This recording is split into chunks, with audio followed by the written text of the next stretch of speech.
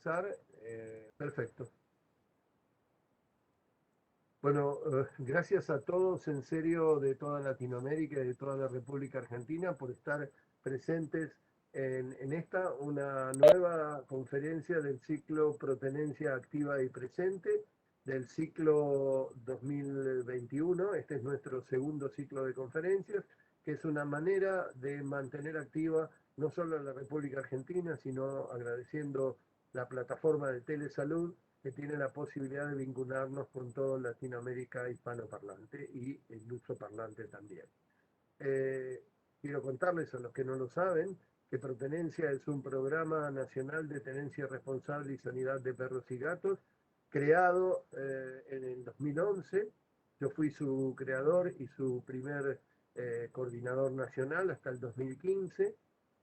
Y he vuelto a hacerlo a partir del 2020 con el advenimiento del nuevo gobierno de la República Argentina. Estamos desarrollando una serie de formas de capacitación a través de lo que significa llegar educativamente a los maestros y a las fuerzas vivas a través de talleres o conversatorios o mecanismos parecidos, y a través de talleres de capacitación también, presenciales y no, sobre todo con lo que significan zoonosis y con lo que significa la capacitación de colegas en la metodología serial de castración quirúrgica, que es el principal objetivo de nuestro programa, el control ético de la población canina. Hoy nos engalana mi querido amigo y colega, el doctor Guillermo Lamarca, que es un especialista en nefrología y urología.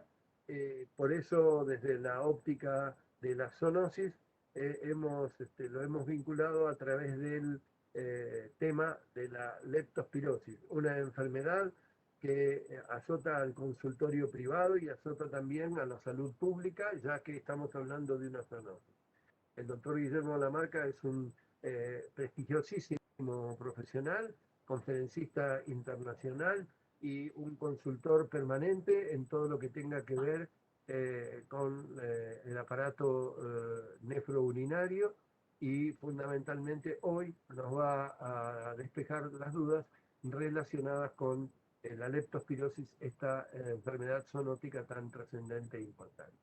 Como mecanismo, quiero contarles que esta conferencia va a quedar grabada y guardada en nuestro canal de YouTube, a la cual pueden requerir, por supuesto, sin ningún tipo de inhibición, las veces que quieran, y las preguntas la harán por medio del canal de chat.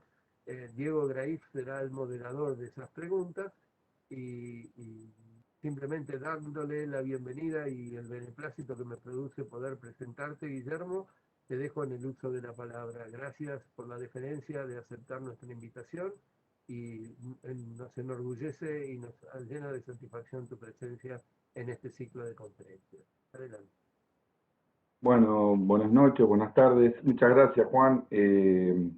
Voy a tratar de estar a la altura de tan maravillosas palabras.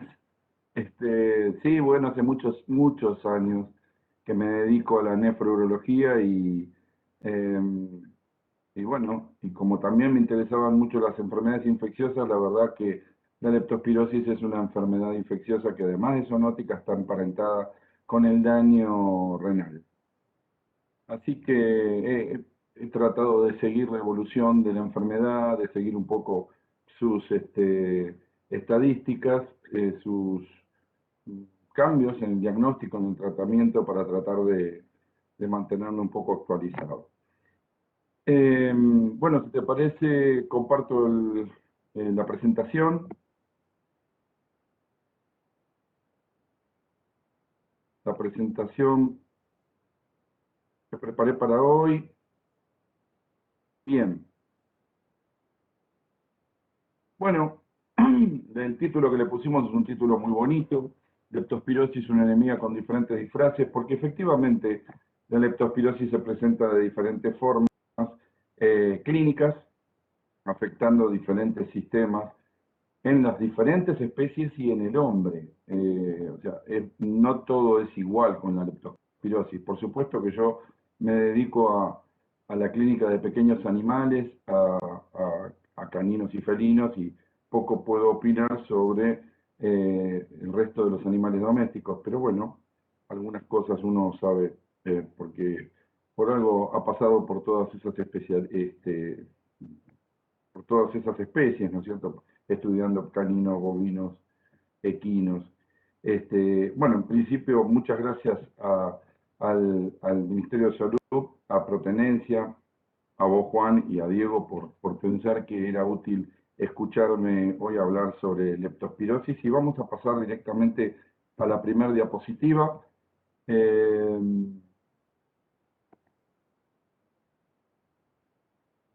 Bueno, ahí va.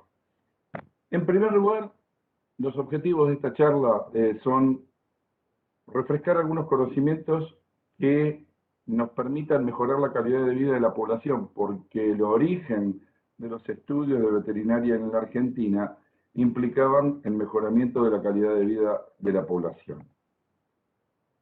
En ese contexto, la renovación de nuestros votos, de nuestro compromiso en la prevención de enfermedades zoonóticas, incluye a la leptospirosis como una de las enfermedades infecciosas zoonóticas más prevalentes, ¿sí?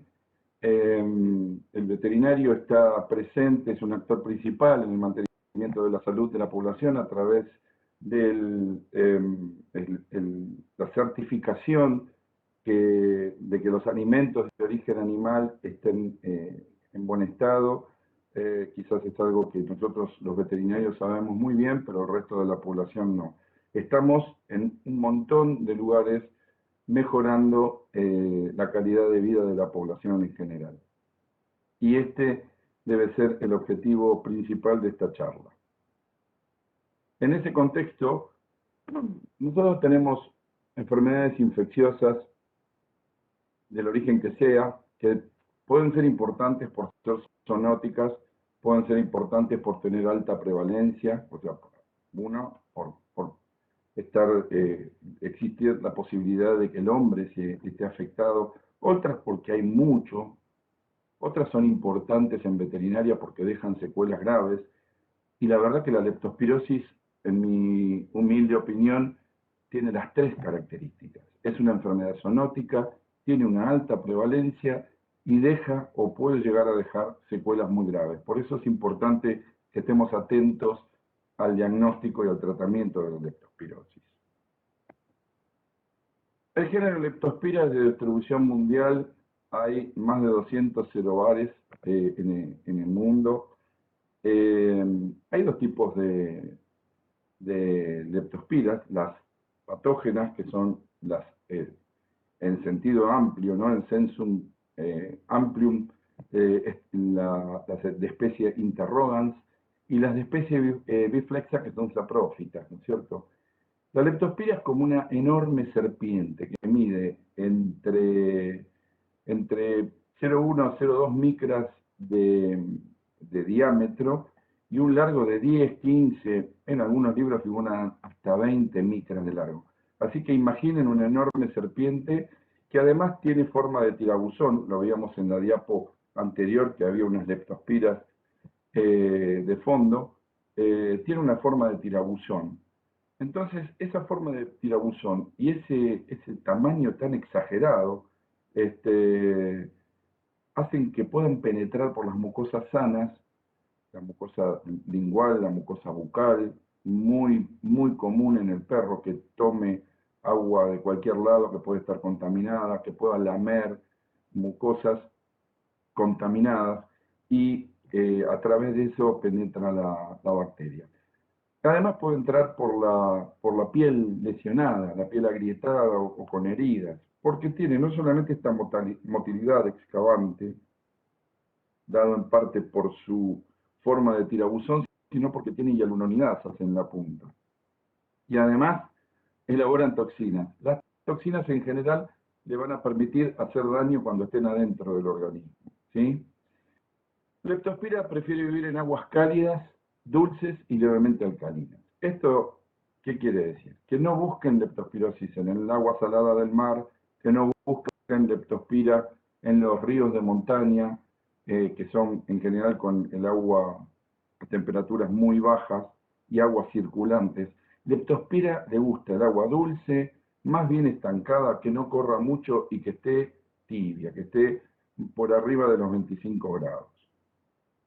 El pH de 7,2, 7,4 es el ideal para cultivarla, pero también puede encontrarse en pHs neutros. Difícilmente leptospira se multiplique en pHs ácidos. Muere cuando el curso de agua se deseca o cualquier lugar donde esté viviendo se deseca por calor por encima de 30 y pocos grados y cualquier desinfectante la mata. No hace falta fumigar la casa con kriptonita para matar leptospira en el caso de que haya habido un paciente con leptospirosis. El tema de la clasificación de leptospira es algo que genera mucho ruido en la cabeza siempre cuando uno lee diferentes artículos o diferentes cosas, porque leptospira durante muchísimos años se clasificó por una taxonomía a través de los componentes aglutinogénicos. A partir de ahí se habían separado 25 serogrupos, dentro de los cuales había por lo menos 228 serobares. Entre los clásicos atacantes del canino estaban la canícula electrohemorrágica y otros importantes en los animales domésticos incluían Pomona, Castelloni, Tarasovi, Parjó y gripo tifosa. Ahora bien, a partir del siglo XXI, más o menos, no recuerdo justo los años, empezaron a aparecer todos estos estudios de ADN y un montón de lugares donde se empezó a estudiar la leptospira a través de su composición de ADN. Entonces ahí aparecieron otras clasificaciones. Por ejemplo, las de grupo 1 con Leptospira interrogans sensu stricto, o sea, no en sentido amplio, sino en sentido estricto, la Krishneri, la Noguchi, en el grupo 2 la Santa Rosei, Inadai, Whaley, Borges, Peterseni, y un montón de no patógenos. ¿Ok? Ahora, por supuesto que al ser dos clasificaciones completamente distintas, la misma leptospira puede estar en los dos lados con diferente nombre. O puede haber una leptospira que tiene un tipo de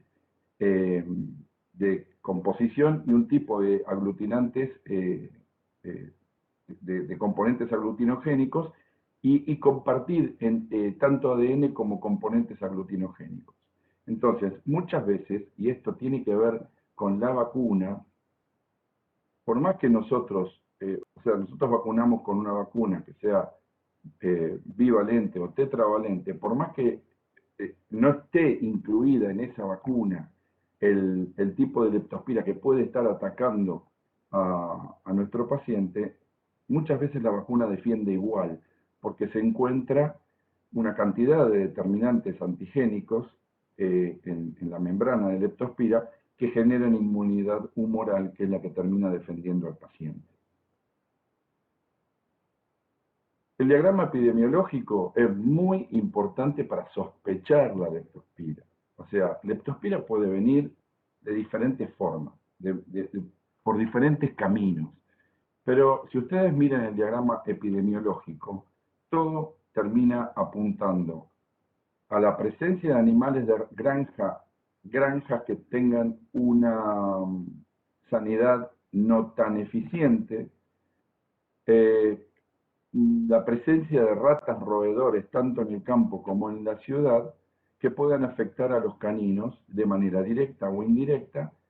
Digo, directa, un canino que se coma una rata, o un ratón, o un cuis, o un conejillo de la India infectado, cosas que hay sueltos por el campo, o en la ciudad ni hablar, o a través de la contaminación por la orina del alimento o de la bebida, del agua de bebida del canino.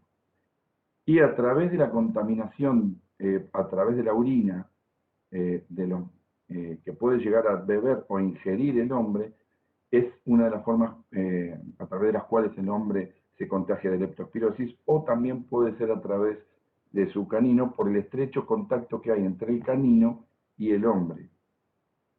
¿Sería posible el contagio entre bovinos, porcinos, equinos? Probablemente podría ser posible, pero no ocurre. Ocurre cuando las ratas o los ratones orinan los alimentos que el hombre ingiere o la bebida que el hombre ingiere, o cuando el canino que se contagió de manera directa o indirecta a través de la orina pone su orina en contacto con el hombre, haciendo la eliminación, esta eliminación eventual que se produce de leptospira a través de la orina y contagiando al hombre. Entonces, esa es la forma en que leptospira llega a afectar al perro y a afectar al hombre. Al perro a través de la orina, no pensamos que ningún hombre se vaya a comer una rata, o el hombre a través de su perro contagiado y su perro contagiado comiéndose una rata o bebiendo algo contaminado por la orina de la rata. Entonces, es muy importante recordar que el portador vivo, el eliminador urinario, es el que mantiene la enfermedad en el ambiente. ¿Y quién es ese portador vivo? Ese portador vivo es la rata, el ratón, el quiz y el perro. Entonces, el perro puede llegar a ser ese portador vivo, eliminador urinario, que mantiene la enfermedad en el ambiente, que contagia a otros perros si deambula por el barrio sin cuidado, sin control, y a la familia que viva con él. ¿Sí? ¿Cuáles son los grupos de riesgo en humanos? Bueno, en humanos los grupos de riesgo, son, por un lado, los trabajadores de las granjas. Los trabajadores de las granjas y los criaderos, sobre todo aquellos que no tengan buena sanidad. Suponemos que en un criadero de cerdos o en una granja van a tener un control, un control no solamente de la vacunación, sino de la cero prevalencia de determinadas enfermedades a través del trabajo de nosotros, los veterinarios. Esperen que tengo un tema con la...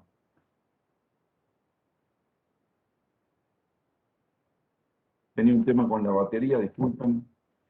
Entonces, en el hombre, deportes acuáticos. Aquellos que hacen deportes acuáticos o recreación en aguas dulces, tipo lagunas. Es muy difícil que esto ocurra en un río como el Río de la Plata, acá, pero sí en cursos de agua en donde no corre el agua está a temperatura tibia y que no tenga una gran corriente de agua, y que la gente haga deportes acuáticos o nade en esos cursos de agua. Es peligroso, ¿sí?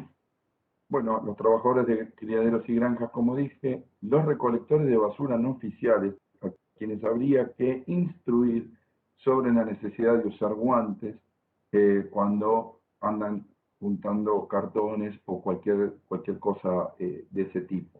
Muchas veces esos cartones están orinados por las ratas y es una forma en que se pueden llegar a contagiar. Por supuesto, poblaciones que convivan con roedores. Esto es, obviamente, es una verdad de perogrullo. Obviamente, si la familia convive con roedores, las posibilidades de contagio son mucho mayores. A este tipo de personas cabría preguntarnos, como pasa en algunas partes del mundo, si no convendría vacunarlos contra la leptospirosis. Es un tema que tendrían que elaborar y definir los médicos de personas.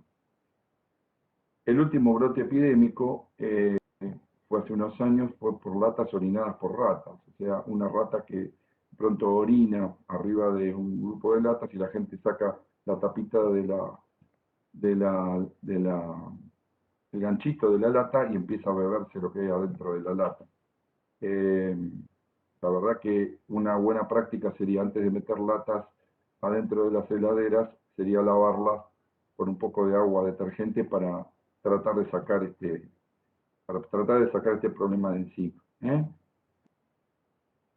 Bueno, la infección por leptospirosis tiene estas 6 fases, que son muy estudiadas, muy características, pero no son demasiado útiles en el momento de explicar la enfermedad del perro arriba de la camilla y de saber qué camino tenemos que tomar. La penetración, la septicemia, que ocurre más o menos una semana después de la penetración a través de las mucosas sanas o de la piel agrietada, a la semana tenemos una septicemia que está abortada, es abortada en el caso de que el animal esté vacunado y tenga una buena respuesta humoral. Si la leptospira continúa y es una cepa agresiva, va a producir una vasculitis, una inflamación de los vasos, empieza a perforar los vasos por su motilidad y su toxina glucoproteica. Esta es la toxina en este momento, es donde utiliza su toxina, alcanzando el intersticio tisular. En el riñón alcanza el intersticio renal, generando una nefritis túbulo intersticial, básicamente. Más que una gran glomerulonefritis, la lesión típica es una nefritis túbulo intersticial.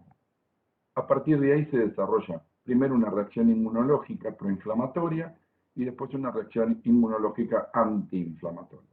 En la primera intervienen diferentes tipos de interleuquina, 1, 6, 8 dosis, el factor de necrosis tumoral alfa.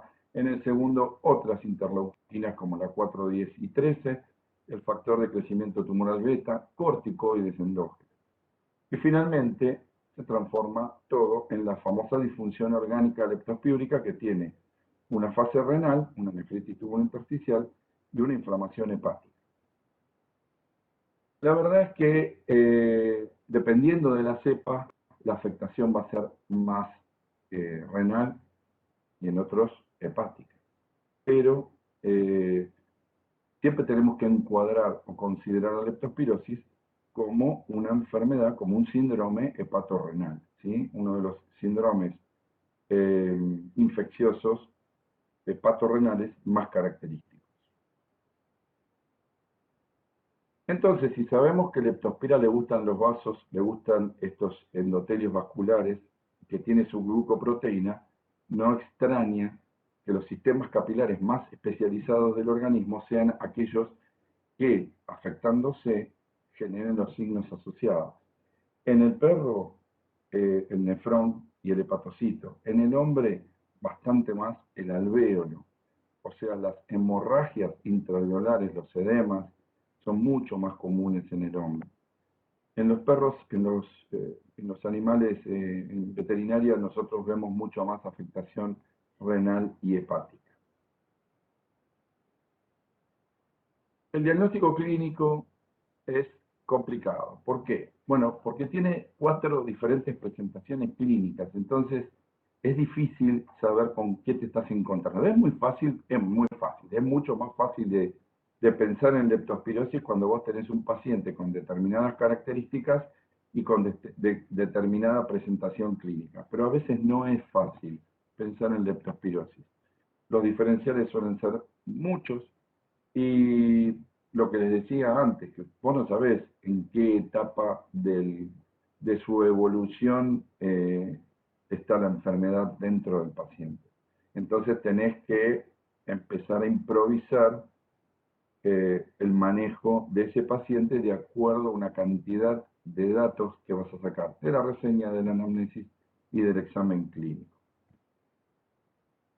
Justamente esa parte es muy importante que con la reseña, la anamnesis y el examen objetivo general empecemos a sospechar de leptospirosis, pensando en qué sería mejor darle al paciente, qué sería mejor no darle a ese paciente, y eventualmente, cuando le saques sangre, pensar en pedir los estudios de diagnóstico serológico necesarios como para acceder al diagnóstico preciso, ¿sí?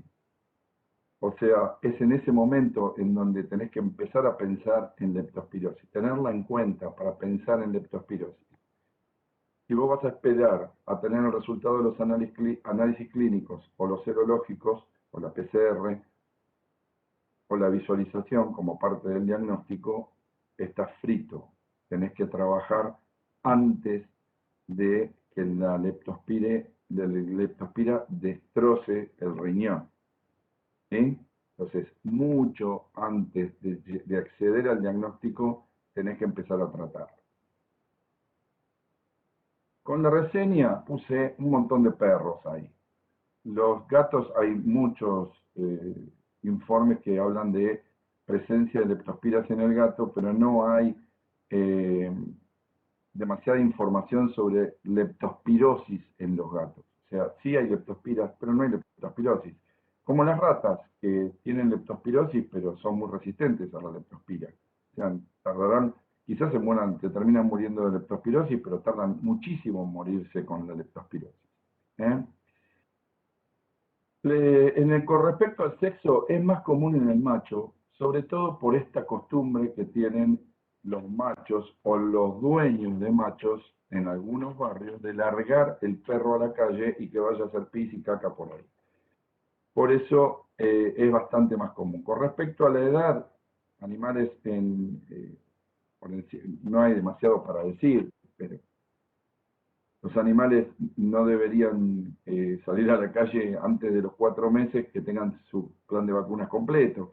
Así que en general, en mi opinión, aparece más en pacientes que ya están en la etapa reproductiva y andan husmeando y olfateando otros perros para poder montarse, tener relaciones sexuales. En ese momento, obviamente, se incrementa la posibilidad de padecer leptospirosis. Con respecto a la anamnesis, bueno, es muy importante, por eso puse ese cartel ahí abajo que dice: en la anamnesis deben hacer la sospecha y disparar la solicitud de métodos diagnósticos y tratamientos específicos. ¿Por qué? Para mí la presencia de vacunas es fundamental. Yo soy un enorme defensor de la vacuna de leptospirosis porque la experiencia me ha demostrado que no he tenido casos de leptospirosis en perros vacunados, por más que las vacunas para leptospiras sean bivalentes o tetravalentes, y eso no cubre todo el espectro de leptospiras del planeta. Ok, mi experiencia personal, que es mucho mayor que mis conocimientos, me indica que perros vacunados se defienden de la enfermedad. 2, domicilio. Un perro que vive en un departamento sin acceso a ninguna rata, es muy difícil que tenga leptospirosis. En la otra mano, un perro que vive en una granja, o un perro que vive en el campo, o que vive en un partido del conurbano donde hay muchos terrenos baldíos, donde sale suelto a hacer pis y caca todos los días, 2 o 3 veces por día, es un perro mucho más proclive a padecer leptospirosis. Y el tema actividades también, un perro que se utilice para cazar, que se mete en el agua tibia de una laguna para ir a buscar los patos que el dueño acaba de matar, es un perro mucho más expuesto a esto. Yo vivo diciéndole a la gente que no meta los perros en los lagos de Palermo, acá en Buenos Aires, porque tienen circulación los lagos de Palermo, pero no estoy muy seguro de que estén libres de leptospirosis. Igual, bueno, si están vacunados, no he tenido problemas, pero hay mucha gente que le encanta llevar su perro y tirarle un hueso en el medio del lago y que el perro se meta y salga y se meta y salga. Estaría bueno que eso lo hicieran en el mar y no en Palermo. Bueno, esto es un poco choqueante, ¿no? Pero bueno, explica un poco esto de las diferentes caras de la leptospirosis. Ustedes tienen arriba a la izquierda, dice penetración del microorganismo, leptospiremia, síndrome febril, y ahí ustedes tienen diferentes probabilidades. Una leptospira que se puede enfrentar a un paciente que tiene una buena cantidad de anticuerpos, que va a eliminar el microorganismo y que no va a generar signos ni problemas. O una leptospira que se enfrenta con un paciente que tiene algo de anticuerpos o nada de anticuerpos. En el primer caso se va a transformar en un portador crónico y va a generar una leptospirosis crónica, no demasiado agresiva para el paciente, pero sí peligroso desde el punto de vista epidemiológico por su eliminación urinaria, por la eliminación urinaria de leptospira. En un paciente que no tiene defensa, la leptospirosis va a ser más grave, una cepa de no mucha virulencia, pero en un paciente sin defensas, la leptospirosis va a ser subaguda, va a empezar a generar daños, va a generar leptospirosis, o sea, acantonamiento de leptospiras en el intersticio con la evolución de la enfermedad renal, signos moderados, no va a generar una gran injuria renal aguda en el momento. Pero fíjense que las dos le puse una manchita amarilla porque son los pacientes que son epidemiológicamente los más peligrosos, porque van a seguir en su familia sin que se den cuenta de que el paciente está eliminando leptospiras, y si la gente toma contacto con la orina, con las manos lastimadas, o la orina llega accidentalmente a tomar contacto con las mucosas de los dueños, se pueden llegar, de los dueños no se dice más, los tenedores responsables, se pueden llegar a pescar la leptospirosis. ¿Ok? Finalmente, los cuadros agudos y sobreagudos de leptospirosis sobrevienen cuando una cepa de alta virulencia penetra en un paciente que no tiene defensa, se multiplica en el lecho vascular, genera daño endotelial, produciendo, por un lado, dependiendo de la cepa, por ejemplo, la icterohemorrágica, un síndrome hemorragíparo, que consideramos al cuadro como sobreagudo, y la leptospirosis aguda, que es el más típico síndrome hepático y renal. Estos pueden generar la muerte, pueden generar, de acuerdo al tratamiento que le podamos hacer, pueden quedar con secuelas leves o secuelas graves en la forma de enfermedad renal crónica o insuficiencia hepática crónica. Muy importante, epidemiológicamente muy importante los cuadros de portadores crónicos y leptospirosis subaguda. En cuanto a los signos clínicos de laboratorio, no son específicos de leptospirosis. Fíjense, los signos clínicos comunes que podemos encontrar en el examen objetivo general o por la anamnesis. Va a haber anorexia, vómitos, decaimiento, debilidad, hipertermia, estupor, deshidratación, inyección de vasos epiesclerales. Bastante prevalente la inyección de vasos epiesclerales en el perro con leptospirosis. Pero también se presentan todos estos en cualquier injuria renal aguda. Así que súper inespecífico. En la forma hemorrágica podemos encontrar púrpuras, petequias, equimosis y hemorragias por orificios naturales. Cuadros sobreagudos he visto solo un par en mi vida, y el diagnóstico de leptospirosis fue post-mortem. La verdad es que no pudimos llegar a salvar. En los casos de forma hepática o renal van a prevalecer la ictericia y las diarreas en la forma hepática. En la forma renal, todos los signos del síndrome urémico asociado a esta injuria renal aguda, que puede ser oliguanúrica o no, depende. No siempre es oliguanúrica, a veces es normoúrica.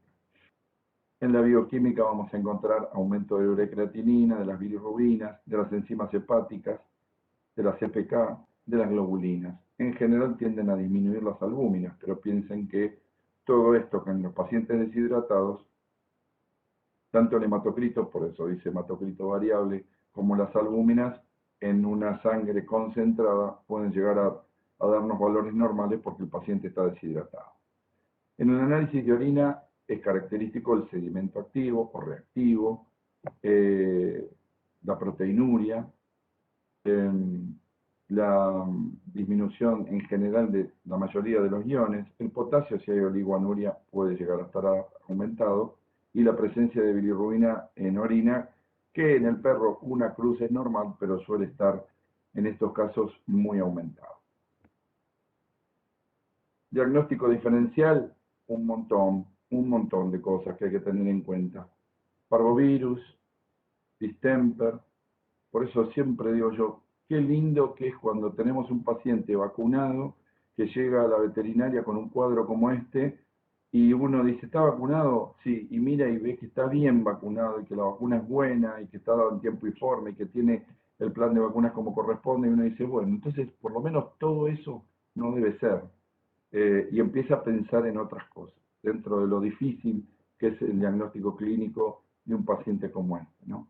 Parvovirosis, distemper, parasitosis intestinales obviamente muy graves, iría más bien en cachorros. En los adultos es más difícil que una parasitosis intestinal genere un cuadro compatible con lepto, salvo que sea una lepto subaguda.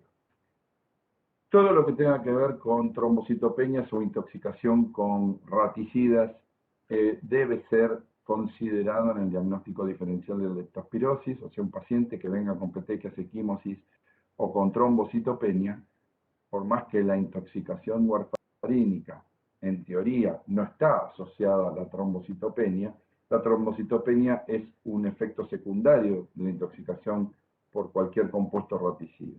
Porque cuando se acaban los factores de coagulación 2, 7, 9 y 10, que son los K dependientes, por cualquiera de los productos diseñados para matar ratas, se empiezan a escasear las plaquetas. Entonces empiezan a aparecer formas más inmaduras de plaquetas en la circulación.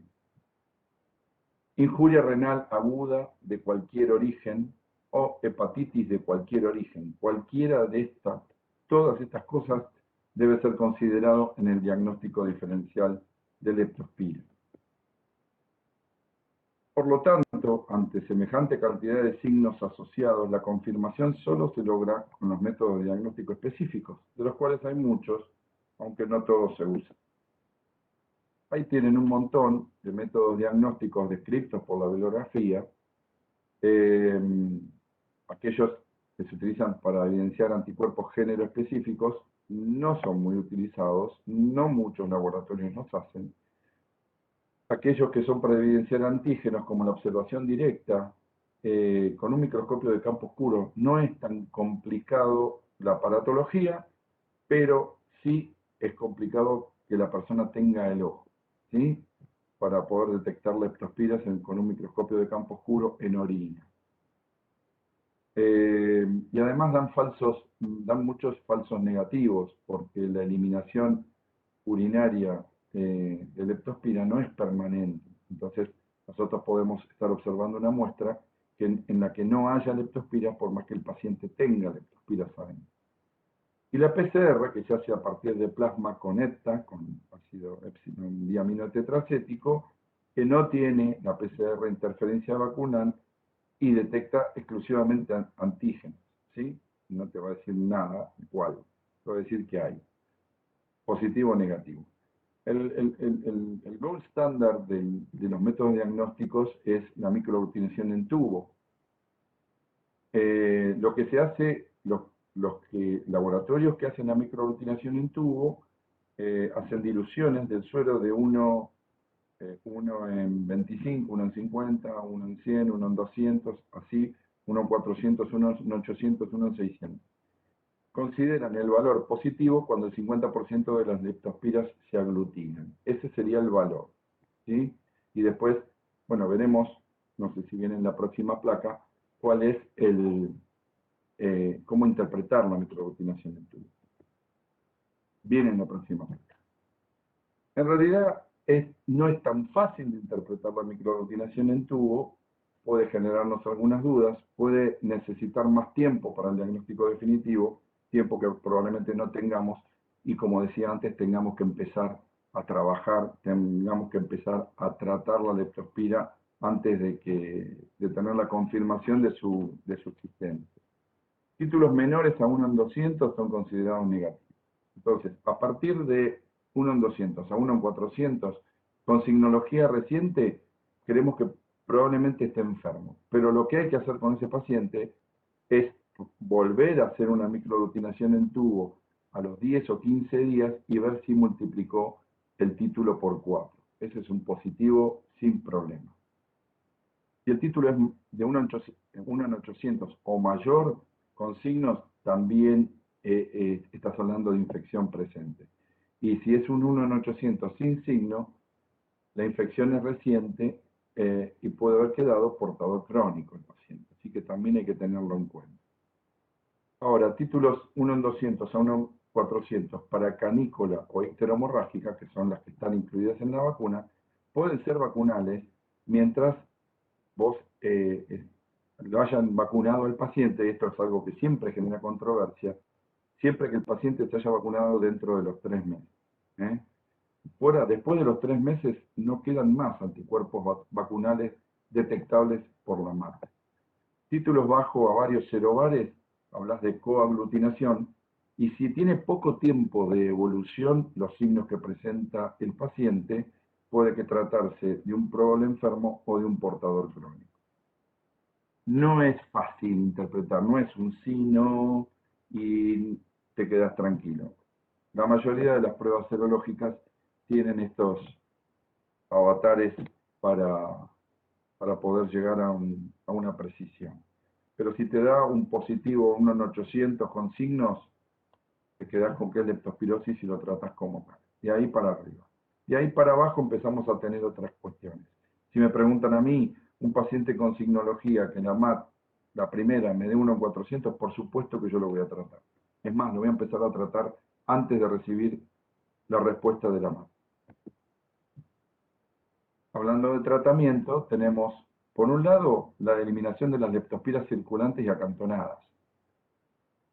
Leptospira se muere con un montón de antibióticos, así que es cuestión de sospecharla, diagnosticarla y darle con el antibiótico indicado. Penicilina es la que se ha usado tradicionalmente y aparte es inyectable. Ampicilina, amoxicilina, ampi también es inyectable. Doxiciclina, tetraciclina, aminociclina, cualquiera de estos antibióticos matan las leptospiras circulantes. Para lograr matar aquellas que se hayan metido en el intersticio renal, hace falta antibióticos aminoglucósidos. El menos tóxico de todos es la streptomicina, porque es uno de los que menos grupos amino tiene. Entonces, utilizándolo a una dosis no demasiado agresiva, y por no muchos días, 5 días, podemos llegar a eliminar las leptospiras acantonadas. ¿Ok?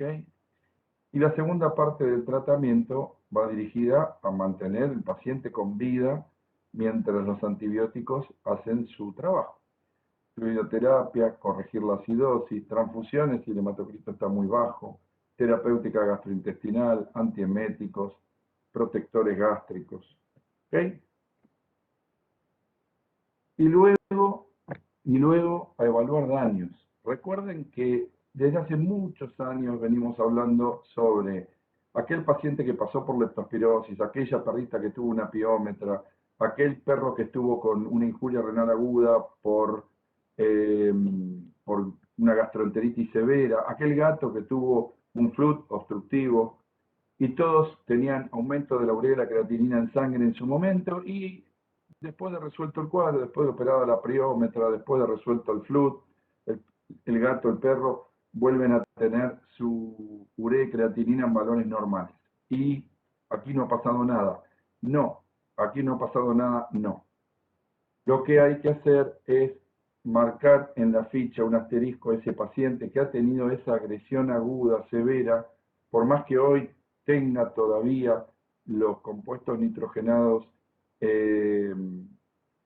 normales, estar atentos, evaluar cómo han quedado sus riñones. Por supuesto, a través de la creatinina, la relación proteína-creatinina urinaria, la UPC, acuérdense que se considera normal cuando la relación proteína-creatinina es menor a 0,2.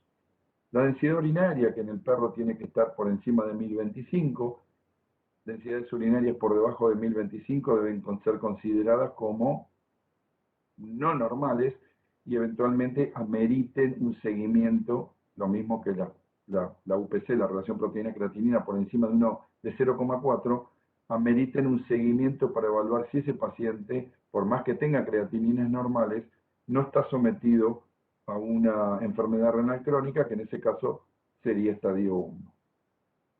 La dimetilarginina simétrica, que es un metabolito nitrogenado no proteico que se puede medir y que dispara la estadificación de la enfermedad renal de manera mucho anterior, muy anterior a la urea. La dimetilarginina simétrica aumenta mucho antes, depende del filtrado glomerular, pero aumenta mucho antes que la urea, o sea, con deterioros del 40% del filtrado glomerular ya tenemos aumentos de la dimetilarginina simétrica.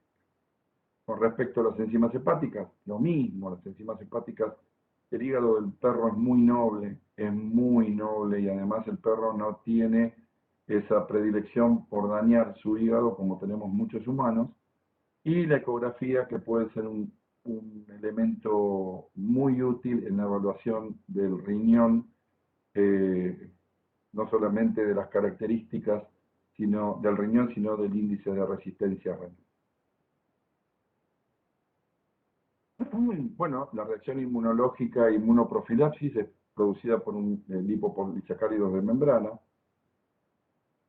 Hay muchos y están siendo muy estudiados en el mundo, porque lo que se trata de buscar es una vacuna que defienda contra todas las leptospiras, que tenga la mayor duración posible y que inclusive, digamos, que pudiera generar inmunidad por más tiempo y que defienda contra todas las leptospiras. Recuerden que en el canino la respuesta es predominantemente humoral. Lo que hacen los anticuerpos es ayudar a los polimorfonucleares, ¿no? Pero la respuesta es eminentemente humoral. Se puede conferir inmunidad pasiva con suero de pacientes convalecientes. Esto se utiliza mucho más en medicina humana. Y si una vacuna, digamos, la inmunidad que ofrece el lipopolisacárido infectante o vacunal es específica de los alveolares relacionados.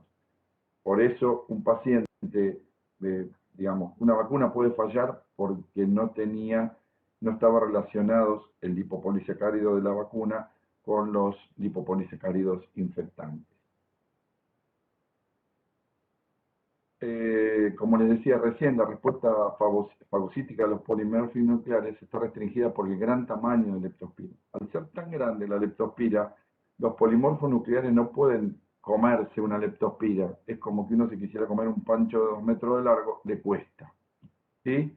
Entonces, los anticuerpos lo que hacen es, por opsonización, fijan las bacterias a los polimorfonucleares.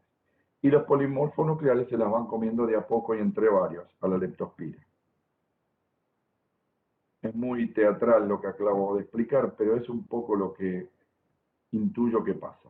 Las vacunas se utilizan desde 1920 en base a leptospiras muertas, o sea, son bacterinas, ¿sí? La leptospira se cría en tambores de acero inoxidable de 200 litros con caldos de cultivo específicos, con temperatura específica, pH específico. Cuando alcanzan un volumen importante, se matan con calor, últimamente, o con irradiación, es lo que más se utiliza ahora, y se filtran y se venden como vacunas, la leptospira muerta, por eso es una bacterina, no es la leptospira viva. Se intentó hacer vacunas con la biflexa, que era ¿se acuerdan? La que no era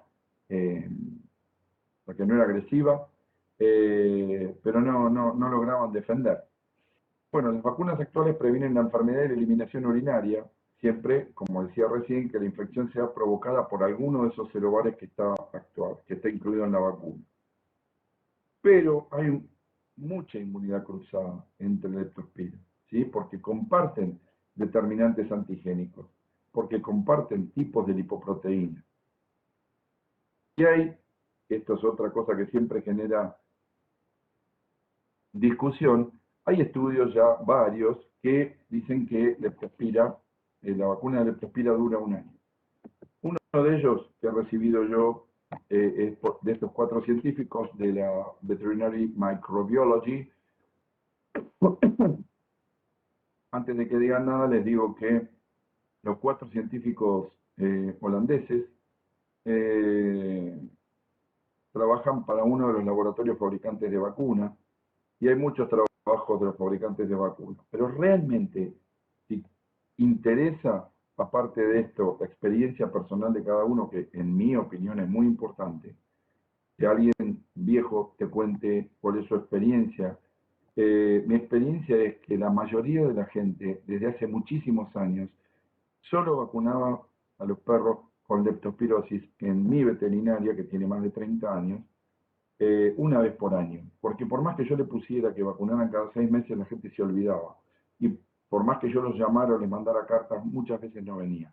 Venía cuando tenía que vacunar con moquillo, hepatitis, parainfluenza, parvovirosis y rabia. Y de paso le metía la de la leptospirosis. Y la verdad es que la prevalencia de leptospirosis en mi población de perros vacunados es nula.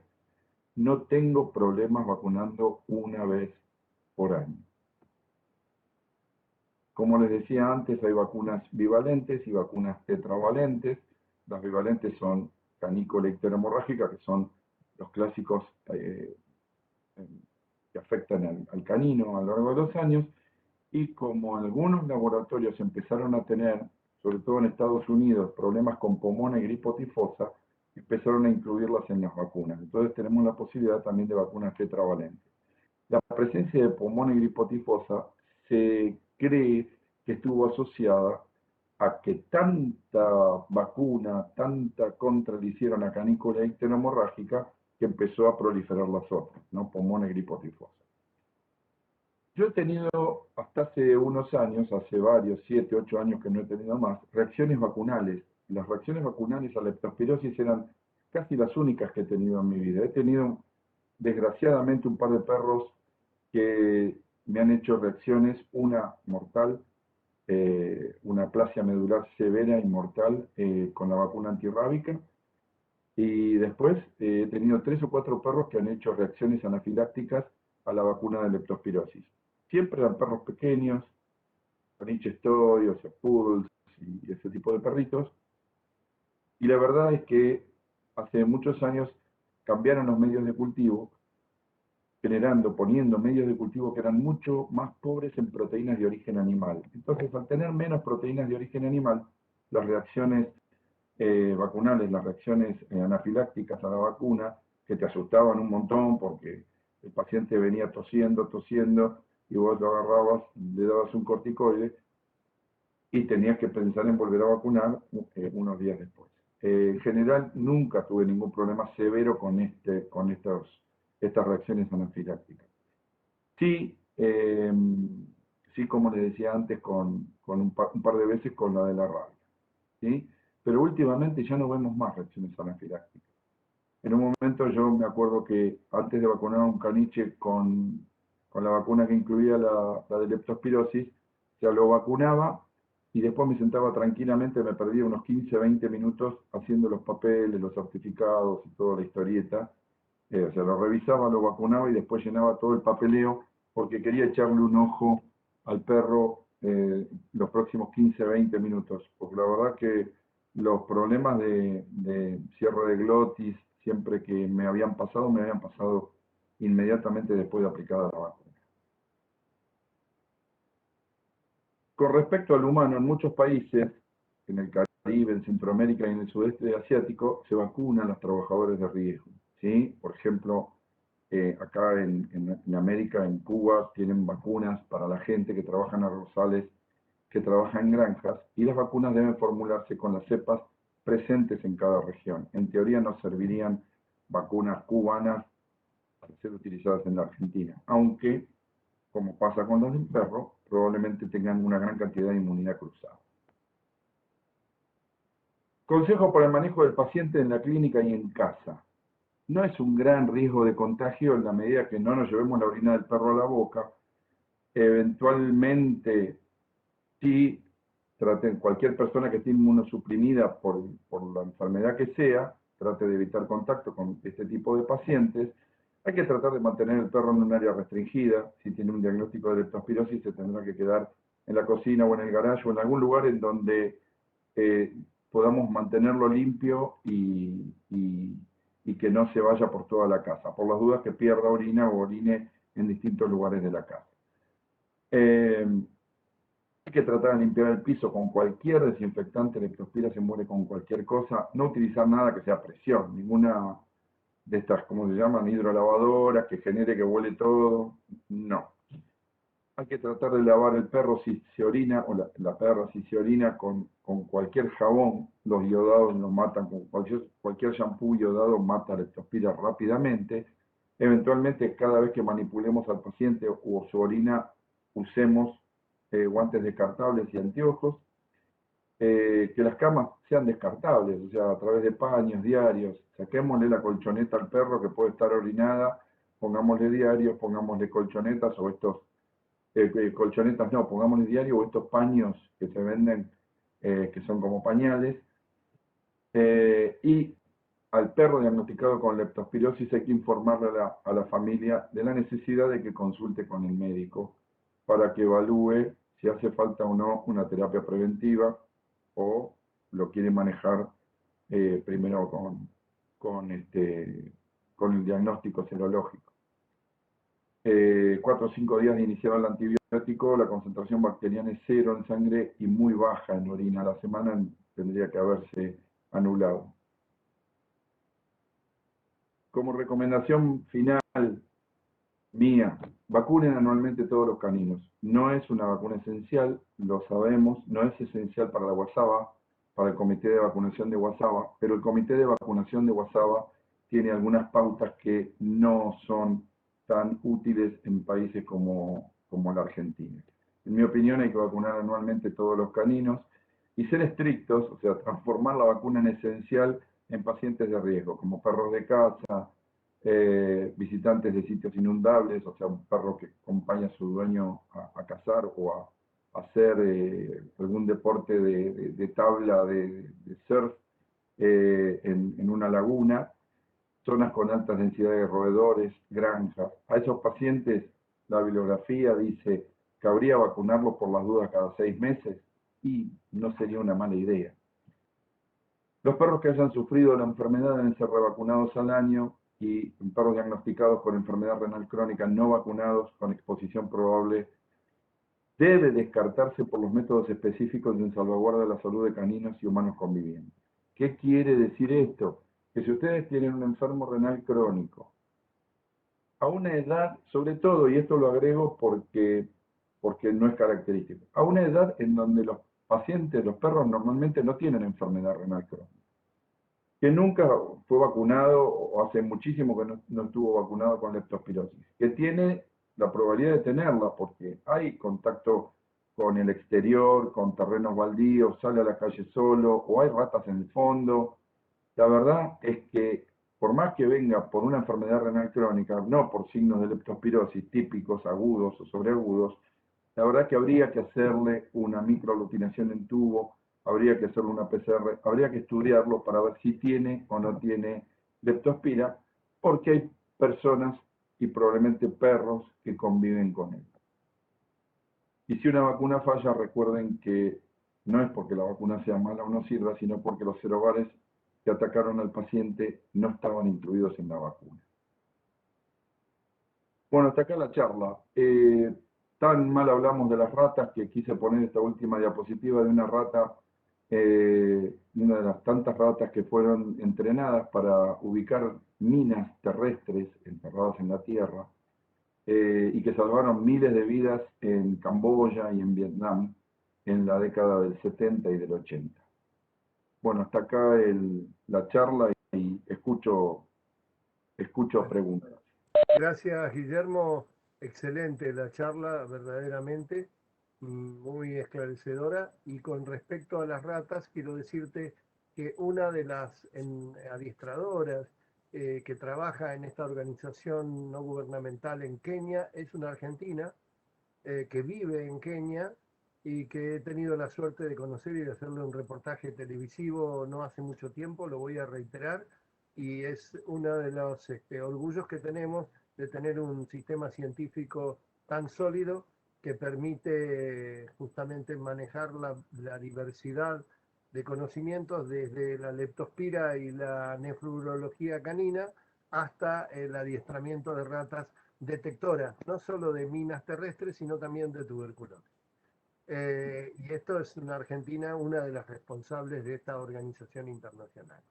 Yo tengo una pregunta que quiero hacerlo a disparador y discúlpenme que no use el chat porque aprovecho para hacerlo más directamente.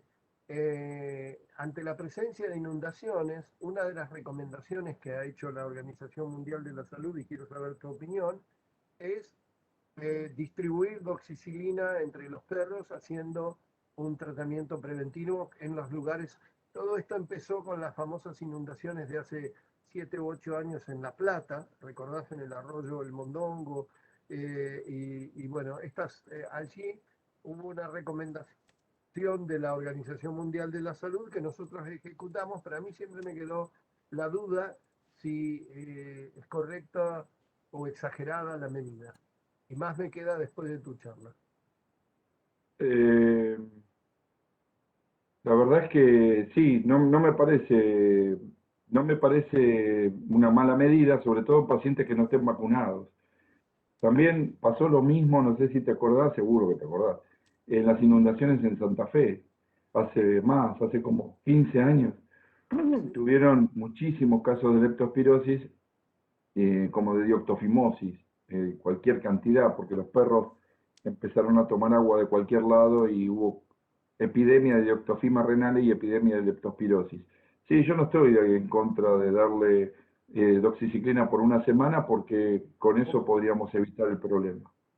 Digo, para tomarlo como una conducta, nosotros tenemos un pequeño protocolo de emergencias, de desastre, y frente a de hecho tenemos dos profesionales capacitados en desastres y catástrofes, y tenemos un protocolo frente a la catástrofe y cuando nos preguntan, y esa es una buena pregunta, una buena respuesta, que avala este procedimiento. Diego, en tus manos dejo las preguntas de los participantes.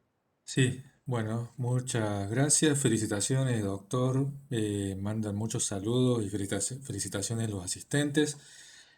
Con respecto a esto que comentaban de la doxiciclina en La Plata, en Santa Fe, en Sierras Chicas, de acá de Córdoba, Villa Allende, 2015, febrero de 2015, que también hubo situaciones de inundaciones. Desde el programa también aportamos doxiciclina para tratamiento preventivo. Sí, Eh, sí. una- un aporte. Bueno, muchas de las preguntas se fueron respondiendo a lo largo de la charla, sobre todo la duración de la vacuna. Y vamos a hacer vamos a unir algunas preguntas porque fueron preguntadas por distintas personas, como por ejemplo la duración de la leptospira en el ambiente, porque mencionabas que uno de los brotes de leptospirosis fue por contaminación de orina de roedores en lata de cerveza. Entonces, ¿cuánto puede llegar a vivir leptospira en el ambiente y en las piletas, por ejemplo, que no tienen un correcto mantenimiento? El dato exacto no te lo puedo dar. En la medida que leptospira tenga líquido, puede seguir viva. O sea, leptospira se va a morir cuando está desecada, o sea, cuando no está en agua. Leptospira necesita agua dulce y necesita una temperatura no muy fría. Entonces, ¿cuánto tiempo puede vivir? Exactamente no lo sé. Pero si hay agua y hay temperatura, no hay una temperatura demasiado baja, la leptospira va a seguir viva. En el ambiente, en un perro con leptospirosis, en donde se seque la orina, leptospira se va a morir. Leptospira necesita agua para vivir. Bien, muchas gracias. Consultan también sobre los pacientes o animales convivientes con un paciente positivo. Si se hace tratamiento preventivo, cuándo hay que vacunarlos, si se hace MAT en esos animales también. Claro, bueno, ese es un buen tema. A mí me parece que yo utilizaría, en un paciente que convive, y que tengo diagnóstico positivo de leptospirosis en otro, yo utilizaría la doxiciclina también en esos pacientes, o podrías usar ampicilina, o podrías usar amoxicilina, por 7 días como preventivo y lo vacunaría a la semana. Cuando termino el tratamiento antibiótico lo vacunaría. Bien. No sé si quedó alguna cosa más de lo que me dijiste, Diego. Y si previamente hay que hacer MAT en esos animales. No, o sea, sí, si podés hacer MAT en el paciente, lo que pasa es que es muy difícil si el paciente no tiene signos, que la MAT te dé un valor que te confirme la leptospirosis. Acordate que la MAT va a tardar un tiempo en darte positivo. Si le podés hacer MAT, sería ideal. pero si no, yo lo trataría con doxiciclina, porque en teoría el caso que me estás comentando, o que comentó el que preguntaba, el paciente no tiene signos, el que convive. Entonces, si no tiene signos, yo lo trataría con doxiciclina. Y a la semana lo vacunaría. Bien, Yo haría eso, más que hacerle la mat a ese animal. muchas gracias. Con respecto a la duración de las vacunas, ya lo has comentado. Las vacunas de leptospirosis en humanos también. Con respecto a la vacunación, ¿cuál es el criterio de vacunación? Ya que algunas autoridades sanitarias recomiendan vacunar solamente en zonas endémicas, pero si hay subdiagnóstico o no se denuncia, no hay zonas endémicas. Entonces, ¿cuál sería el criterio de vacunación? Es muy bueno lo que dice el colega. Por eso mismo es que, mira, la leptospirosis ¿cómo se llama? Es de denuncia obligatoria, como decía en alguna de las diapos. O sea, nosotros tenemos que diagnosticar la leptospirosis y denunciarlo. Hay subdenuncia totalmente y hay subdiagnóstico, seguro que hay un subdiagnóstico, por lo menos acá en Argentina. Yo la verdad que no tengo parámetros para decir si la leptospirosis es endémica en Buenos Aires o no. Estoy seguro que en el sur no, estoy seguro que cerca del mar debes tener, donde hace mucho frío, o con respecto al agua salada, no. Pero la verdad es que yo recomiendo vacunar a todos los perros que estén por lo menos desde determinado paralelo en donde está asociado con la leptospirosis para arriba. La leptospirosis es una enfermedad dramática en el Caribe, en Centroamérica, en el sudeste asiático, lugares donde hay mucho curso de agua estancada, mucha agua estancada y temperaturas altas. Allí es dramático. Esa es un área endémica total. ¿Lo es Buenos Aires? No, no lo es. Pero la verdad es que mi recomendación sería que vacunen a todos los perros contra leptospirosis una vez por año. Porque mi experiencia indica que perros vacunados no padecen leptospirosis. Entonces, la verdad es que a veces uno, viste Diego, uno lee mucho de lo que viene de afuera, porque mucho viene de afuera, y la verdad es que yo valoro tanto cuando alguien te dice lo que yo estoy diciendo, no porque lo diga yo, sino porque lo dice, te dice, mirá, yo creo, después de 30 años de tener veterinaria en Buenos Aires, que la vacuna, que además está incluida en un combo de otras vacunas, me ha solucionado un problema. Perros vacunados, no tengo leptospirosis. Y hay ratas acá, está repleto de ratas. En los barrios de Buenos Aires está repleto de ratas. Cada día que tiran abajo una casa vieja para hacer un edificio, salen docenas de ratas que se disparan hacia las casas circundantes. Por las cloacas está llena de ratas. Vos caminás por la noche por Buenos Aires cuando no hay tráfico y ves salir las ratas de las alcantarillas, salen por una y entran por la otra. Así que mi, mi, mi consejo es vacunar. Bien, muchas gracias. Con respecto al estado de portador, preguntan si la vacuna impide la probabilidad de que quede como portador y segundo, si la doxiciclina elimina el estado de portador. Eh, no, o sea, la vacuna elimina el estado de portador. Las vacunas modernas eliminan la leptospira y el estado de portador. No, no tenés problema. Con respecto la segunda era si la Eh, doxiciclina actúa sobre la intersticial, no, sobre la leptospira incluida en el intersticio renal, no. Leptospira va a matar, perdón, doxiciclina va a matar las leptospiras circulantes. Por eso, para las que están en el intersticio renal hay que darle otra cosa. Por ejemplo, streptomicina. Para mí, el más inocuo de los antibióticos, aminoglucósidos, que todos tienen un efecto tóxico sobre el riñón, pero el menos tóxico es la streptomicina y a una dosis menor, sin entrar en esto de darle un tercio, si vos tenés una creatinina de 2, le vas a dar la mitad de la dosis. Yo directamente, como esa es una forma muy poco, eh, muy poco ortodoxa, no ortodoxa no es la palabra, no es una fórmula que me dé mucha tranquilidad a mí, decir, tengo un perro con 3 de creatinina y le doy, en vez de 15 miligramos por kilo de streptomicina cada 12 horas, le doy 5. No, no es tan así. Hay muchas otras cosas que intervienen en la farmacocinética y la farmacodinámica de una droga. Entonces, para mí, lo ideal, yo lo que hago es usar streptomicina 5 días a 10 miligramos por kilo cada 12 horas.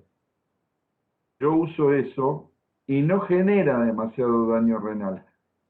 Además, ¿puede generar daño renal? Sí, un poco sí. ¿Más que leptospira? Y yo creo que no. Entonces le voy a dar la streptomicina, porque ese es mi criterio clínico y ese es el que yo uso. Bien, muchas gracias.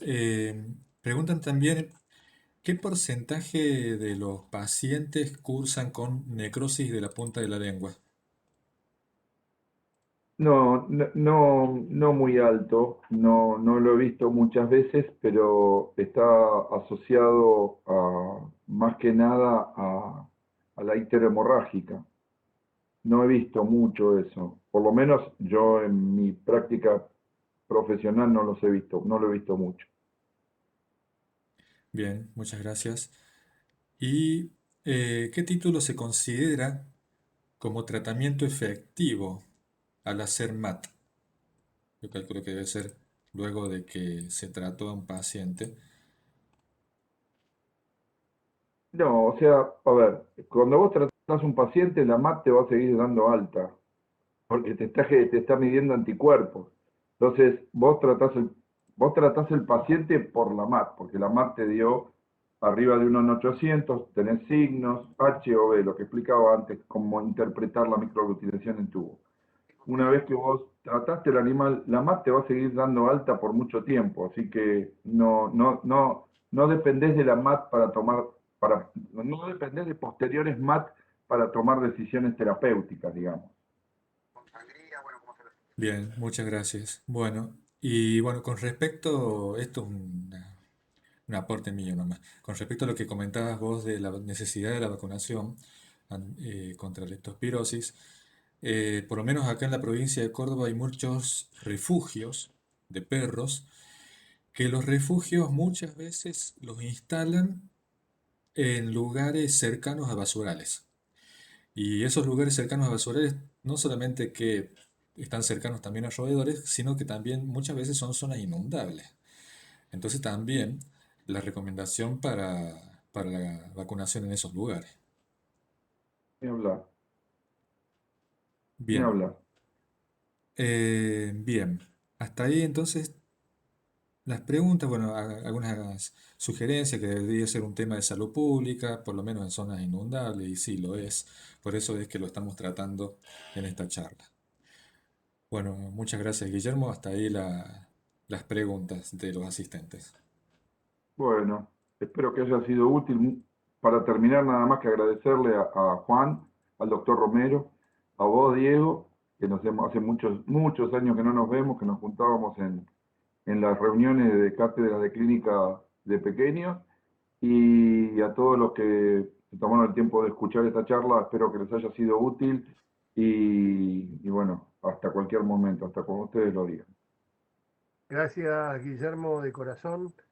Para mí ha sido un placer escucharte y un placer tener en nuestra colección de charlas esta charla para todos los colegas de Argentina y Latinoamérica. Este es un servicio del Ministerio de Salud de la Nación a través del Programa Nacional de Tenencia Responsable que tengo el honor y el orgullo de coordinar con nuestro equipo para poder de alguna manera ser mejores profesionales y lograr una salud, una verdadera, una sola salud. Gracias en serio, Guillermo, y te dejo a vos, Diego, presentar la próxima charla del ciclo de protenencia. Bueno, muchas gracias, doctor. Sí, bueno, la próxima charla va a ser el jueves 7 de octubre a las 19 horas también. La doctora Adriana Moiron va a disertar sobre acupuntura en animales. Si existe eso, ¿sí? Valga que existe una ciencia milenaria que se usa hace muchos miles de años en personas y bueno, y hace no tantos años en animales. Así que van a conocer todas las posibilidades que la acupuntura puede ofrecer como alternativa terapéutica en animales domésticos, de granja y en exóticos. Las inscripciones a través de nuestro mail protenenciacapacita@msal.gov.ar y bueno, están todos invitados jueves 7 de octubre. Bueno, perfecto, nada más que despedirnos. Agradecerte, Diego, una vez más la coordinación del Departamento Educativo de Protenencia y de este ciclo de conferencias, a nuestro disertante y a todos los participantes. Los esperamos el próximo 7 de octubre. Inscríbanse en nuestro mail para saberlo. Gracias y a todos un gusto de estar esta noche con ustedes.